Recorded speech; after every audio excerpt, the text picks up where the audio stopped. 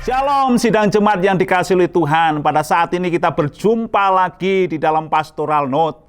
Puji Tuhan, itu semua karena anugerah Tuhan. Pada saat ini saya akan memberi judul renungan firman Tuhan dengan judul doa merupakan sarana menerobos kemustahilan. Ada satu kisah, saudaraku, ada seorang anak muda yang tinggal di desa.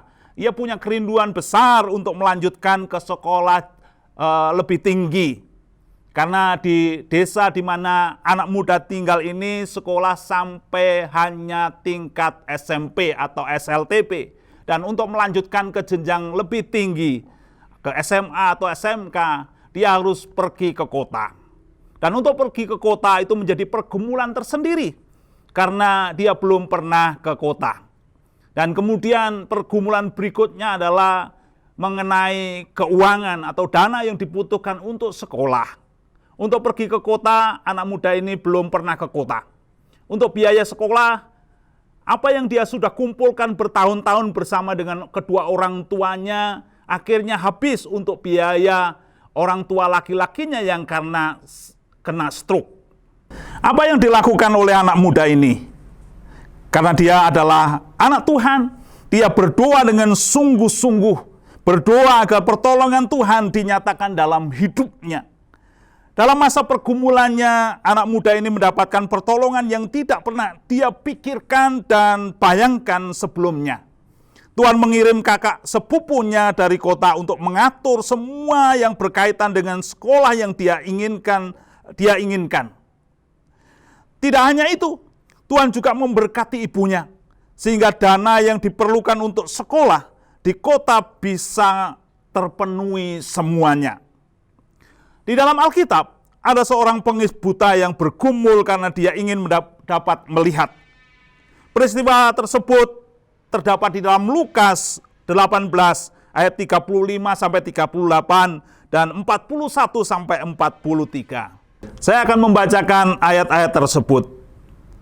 Waktu Yesus hampir tiba di Yeriko, ada seorang buta yang duduk di pinggir jalan dan mengemis. Waktu itu mendengar orang banyak lewat. Ia bertanya, apa itu? Kata orang kepadanya, Yesus orang Nazaret lewat. Lalu ia berseru, Yesus anak Daud, kasihanilah aku. Apa yang kau kehendaki supaya aku perbuat bagimu?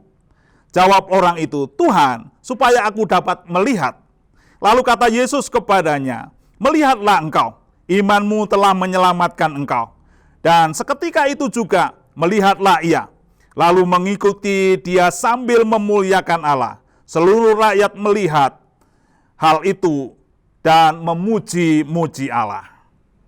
Dari kisah tersebut di atas, kita dapat belajar bahwa ketika ada dalam pergumulan, kita dapat datang dan berseru kepada Yesus dalam doa. Mengapa kita harus berdoa? Karena sebagai anak Tuhan, kita percaya Yesus hidup dan memiliki kuasa yang tidak terbatas.